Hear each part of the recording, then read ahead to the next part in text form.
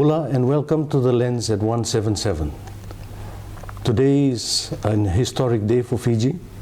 In fact, this whole week is a week of history and recollection of how the Great Council of Chiefs, one of Fiji's most iconic institutions, is reconvening right now at Chiefly Island of Mbao. And here with me to discuss the significance of the Great Council of Chiefs is a distinguished Professor Stephen Ratuva. He's a Pro-Chancellor at the University of Canterbury, New Zealand. Bula. Bula. I'll start off with just asking you the significance of having the Great Council of Chiefs reconvene after a hiatus of 16 years. I think it's very, very important, particularly after the lapse of 16 years, because the Great Council of Chiefs has a very long history, significant history to do with the country, and its potential for reform, they're going through the review at the moment, is going to take us to a place which we would like in the future. Depends very much on the recommendations. And in terms of the significance of the Great Council of Chiefs meeting, is something which we look forward to in terms of not only uniting the country, but also hopefully in the future bring all the different ethnic groups together. Right. As we're beginning to hear a lot of the narratives coming out on the ground in terms of how the Great Council of Chiefs can actually play a very significant role in the future, in terms of bringing the country together, the different ethnic groups together. Right. You know, there's a lot of focus on the indigenous community, given that it is the Great Council of Chiefs. But there's a lot of discussion during the review committee's consultation, and also on the street and on social media about how the Great Council of Chiefs could embrace the other ethnicities as well. Could you speak about in broader terms and in the broader context? Certainly, from a big picture point of view, it's important to know, as we've seen in other countries, that the problems of a particular ethnic group becomes a problem of another. If you neglect a particular ethnic group in terms of their well-being, in terms of their political rights, in terms of inequity, it's going to impact not just on them, but also on others, in terms of whether it's to do with increasing crime or instability, whether it's to do with other forms of negative, consequences of that. So that's why, in the case of Fiji, historically, unfortunately, we've seen our problems as our own, and then we lock ourselves into little compartments, when in fact the other ethnic groups should also be involved in terms of issues of equity. Something like 75%, the recent data shows that of the poor are actually indigenous Fijians, or the Tokay. And that's that is not just a Tokay issue, it is actually a national issue.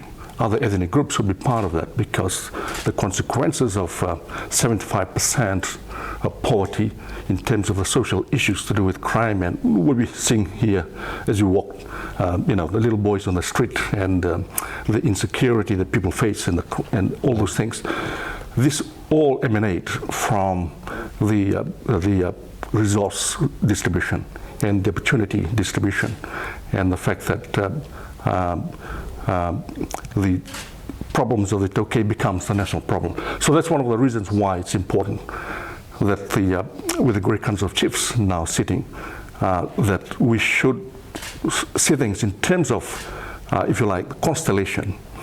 Our forefathers, they used the constellation, the stars, as a means of navigation, not just to connect the different stars, but also to connect the stars and the people. So using the same mindset, we should connect the different ethnic groups and different cultures together, because the problem of one will impact on the other, and the problem of land will impact on everybody. The problem of political governance will impact on everybody. The problem of crime will impact on everybody. So we're all in the same boat. So that's one of the reasons why it's important that the Great Council of Chiefs should seriously look at not just the Tokay issues, Tokay problem, but everybody's problem, the national problem. Okay, thank you. Professor Ratuva, one thing that we admire about you is your honest analysis of the situation in Fiji, as you've shared with us in the Fiji Times in the past. So I'm just going to wind the clock back 16 years to when the then government decided to abolish the Great Council of Chiefs and the social issues that have resulted because of that decision. So there's been a lot of narrative that in the last 16 years, with the absence of the Great Council of Chiefs, we've seen youth lose their identity. They've lost a sense of direction. They've lost a lot of the traditional values and things that used to be upheld in the past. Just your views on that. Yes, certainly the Great Council of Chiefs, in effect, the chiefly system in Fiji has always played a very important role in terms of providing the sense of coherence and identity within the Tokay community and the nation as well. And that was overshadowed in the last 16 years as a result of the abolition of the Great Council of Chiefs. So, interestingly, the ideological justification for the abolition of the Great Council of Chiefs emanates from the idea that it's supposed to symbolize ethno-nationalism. They tried to connect the role of the Great Council of Chiefs to the '87 coup and the 2000 coup and so forth. So it was very much specific to the kind of security situation happening then. And the particular role which the Great Council of Chiefs had played. Some were supportive of reconciliation. Some members were part of the, if you like, the coup and so forth. But I think that was short-sighted because it did not take into consideration the bigger picture of how the Great Council of Chiefs plays a very, very significant part in the sustenance of social order within the community. Its role in bringing about a coherence in the political sphere in the country.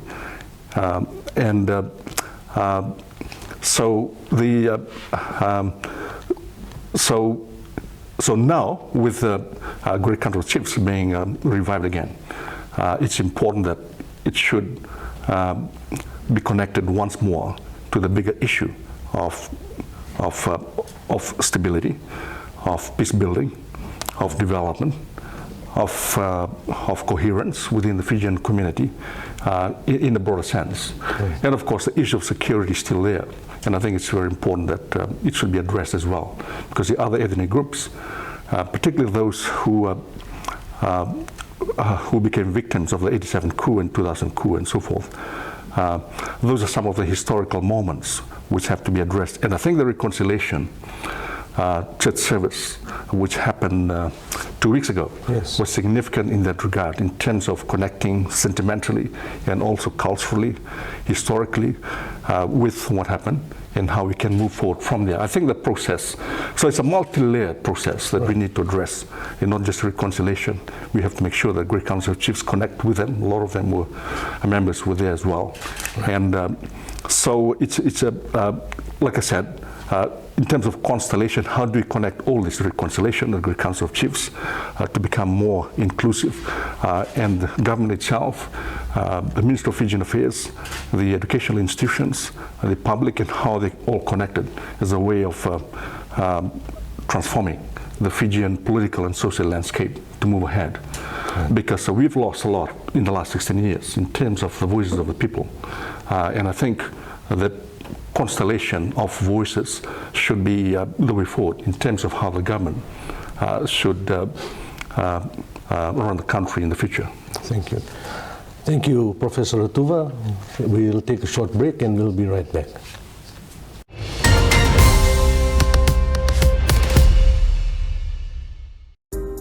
We were around when the deed was first signed.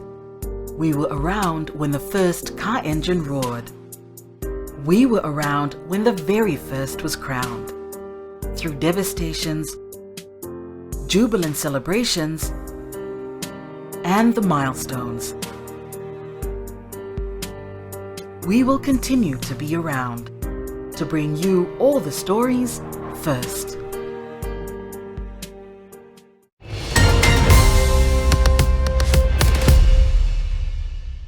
Welcome back to The Lens at 177.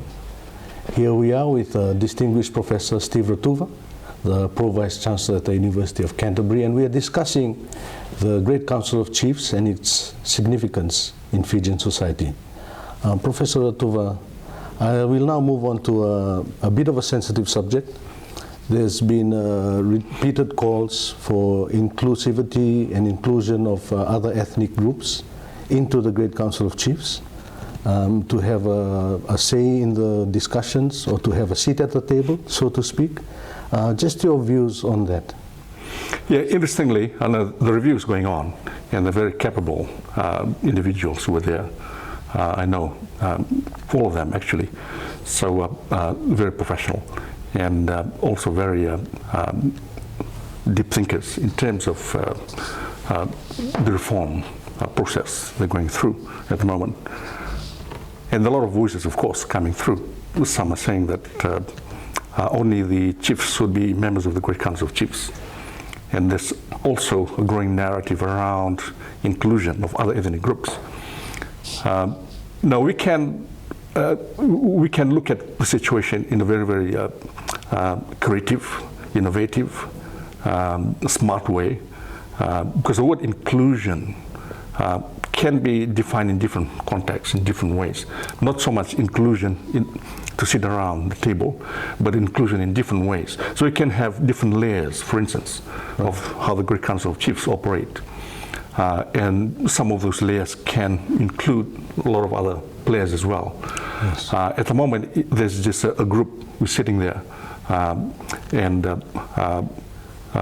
and then linked to the government, linked to the community, and perhaps the structure can be designed in such a way so that it can also include the different voices of the different ethnic groups, because after the reconciliation, I think, and after the novel, historical moment of inclusion of agreement into the Matangali in Nodo, so there have been all these movements on the ground in terms of people crying out for more inclusion.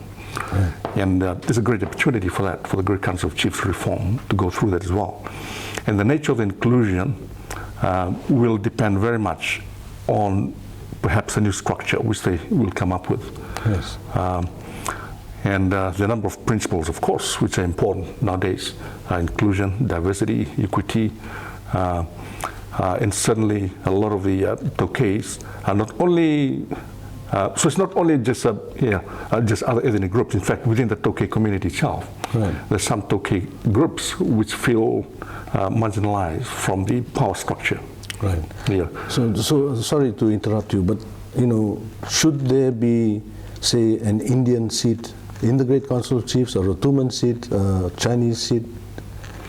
Well, that's something that can be subject to discussions and negotiation by the review team, as well as so it's not just inclusion, the seats, in the at the table, but also just the idea itself, right, should spark off negotiation, should, right, spark off intercommunal and trans-ethnic discussions in relation to whether they should be included or not. Right. So it's not just inclusion itself, it's the process, right, of discussion around it, which will be significant, historically significant for Fiji, right, in terms of whatever the outcome would be. I think it's important that the discussion should actually be an active one, yes, because that shows that we're moving ahead. That shows that we're beginning to include the perception, the views, and the sense of identity of others as well. Yeah. Right. I understand in New Zealand you have the Maori Council, which I could be wrong, only has the indigenous communities represented. There is no other ethnicity in that council. So some would argue that maybe the Great Council of Chiefs should strictly be an indigenous organization, and the views of the other ethnicities be represented in, say, in Parliament. Just your views on yeah, there are different ways to I mean, there's not just this or that structure. Right. in that simplistic way, like I said earlier, depends very much on the configuration which the review will come up with, so that inclusion can be in different ways. Yeah. Okay. There are different ways of inclusion. Right. Not so much just sitting around the table. Yes. I mean, if they decide to have just like the Toke chiefs, for instance, but the question is, okay, and how do we expand the paradigm so that we include the other ethnic groups, their voices, right, in that particular process? Like in the case of New Zealand, I mean, New Zealand has a different history from ours. Yes. So it was really, highly contentious. They had the wars going on, and then right, land was taken away, and compensation process took place. It's still going on now. So it was a lot of bitterness. Right. And they're still going through that process now. So the divide between the Pākehā, for instance, and the Maoris is huge. Okay. And the narratives around ethnic relations is really to do with division rather than coming together. Right. And I think Fiji is a bit different. And I think we're far ahead. Yes. We are already talking about inclusion. We are already talking about the reconciliation, for instance. Yes. And while at the level of politics, the politics in Fiji has been largely defined ethnically, on the ground people are much more integrated, yes, to great extent. But I mean, the notion of inclusion depends on how you not only define it, but also make sure that everybody feels that the Great Council of Chiefs has a sense of significance to them. Okay. Not only the other ethnic groups, but also the new generation. A lot of them have no idea of what it is. Right. And a lot of them have no idea of what it does or what it used to do. And I think it's important that you not only include, not only another inclusion, the different aspects of inclusion. Gender inclusion is one. Right. Regional inclusion. Intergenerational inclusion and cultural inclusion as well. Right. So this can all be brought to the table for discussions. Thank you. Thank you. We'll now go to a break and we'll be back shortly.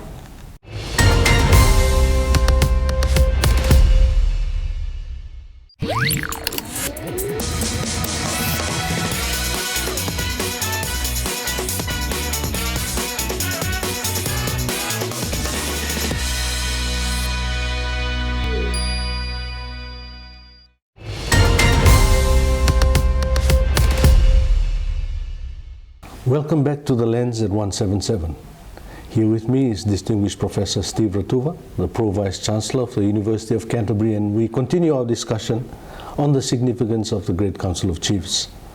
Professor Ratuva, I'm now going to move into what the future should be. What should the future Great Council of Chiefs look like? Given we have, as you earlier said, a young generation who have no idea about the significance of the institution. And also we have a lot broader discussion along the lines of gender, inclusivity and women representation. Very recently, Maramambale Rokundi Treketi said, she wanted to see more women representation in the GCC. So if you could just paint a picture of what the GCC should look like going forward. Yeah, that's a very significant question, particularly the way in which the new voices are coming through. Right. And I think it's important to listen to those voices. The Maramambale Rokutundriketi's suggestion for more gender inclusion is certainly to be part of that, gender inclusion. And the youth have to be included as well in the discussions, because a lot of the problems that we're facing here by the youth. Yes. And you also have to make sure that the voices of some Toke communities who are often marginalized should be heard as well. Right. And of course other ethnic groups. So the future of the GCC can be seen in the context of a number of things. One is its relevance, and how can we make sure that it's relevant to the needs, to the well-being, to the aspirations of the country in the future, to do with development, to do with conflict resolution and peace building, to do with resource development. One of the issues with the Tokay community, which directly talks to poverty, is to do with resources and their development. Right. A lot of the development taking place in Fiji is very corporate-based. Yes.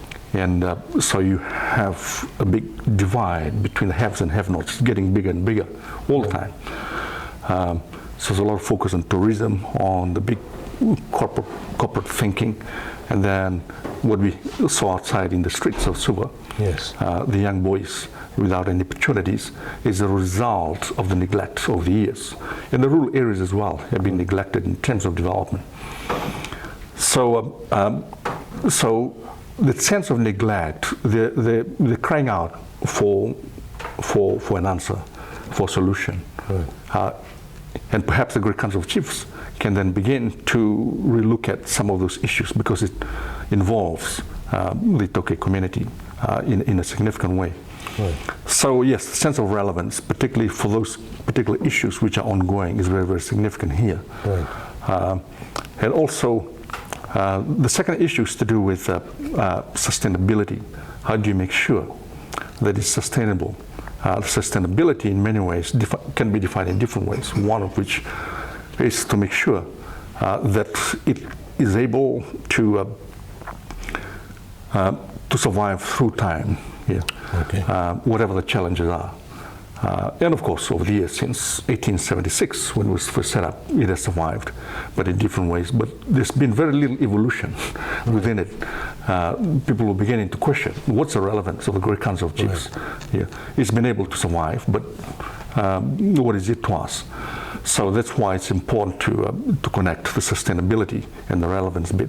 And the third issue is to do with the resilience. How resilient it is in terms of addressing the issues of the Tokay and other ethnic groups, but also being able to be strong and powerful, and being able to resist the temptation of being dragged into political leveraging, which we have seen in the past. How the Great Council of Chiefs has been used by either the military or some political leaders as a way of serving specific political and ideological purposes. And that led to people beginning to see it in a particular light. Right. So that's very significant as well. And the fourth issue is to do with imagery. Nowadays, everything is to do with imagery. Right. We're now involved in some image making right now. And politics all to do with image making. Yes. The corporate sector is all to do with image making to sell your products. So the Great Council of Chiefs also has to be very sophisticated in the way it markets itself, right, and the way in which it projects its image. And the image has to connect with expectations, aspirations of the people. Right. Because incompatibility of image, on one hand you expect something, on the other hand you project a different image, can actually create a crisis. Because a lot of crises in the world today have to do with contestation of images anyway. Right. So image making, and the other, I suppose the fifth now, I forgot how many I've mentioned, has to do with the idea of being transformational. The Great Council of Chiefs has a history of being static, of being stuck in a historical void. And I think it's important that it has to be transformative, because the world around us is changing all the time. Right. How does it adapt? Not only in terms of how it transforms itself, but also to respond to the economic, the political, the cultural transformations around it. Right. Otherwise, it'll be, it'll get stuck in a historical void, right, and we want to avoid that. Okay. And the other issue for the future of the GCC is how much penetration and how much significance and how much impact it has on the community. Okay. Historically, it's been just an elite body which is sitting there. How far down should it go? And how far down should the impact trickle, right, so that it embraces, if you like, the vertical dimensions of our society, not just inclusion horizontally, other cultures, but also the other classes of people. For instance, the fisherman in Vanuatu, or the copra farmer in Lau, or the Shushan boys. Shushan boys over here that we came across, who shined my shoes this morning. How do they connect? Yeah, what kind of transformational impact can they make? Yes. Otherwise, the Shushan boy that we talked to, I was just wondering, what's all this meeting for? And that's what he asked. Yeah. Yes. It's happening in Mau. Why can they come to Schooner Park? The name is there at Schooner, and connect with the Shushan boys and people on the street. Right. So that's sentiment coming out. So, but in the broader picture, I was talking about the actual impact in relation, social impact in relation to how it connects at the ground level. Right. Yeah. Thank you very much. Unfortunately, we've come to the end of our show. And as always, Professor Ratuva, we thank you for your invaluable insight into the role of the Great Council of Chiefs and what the future should look like. And from here at 177, the lens at 177, we thank you all and we hope you all have a great day.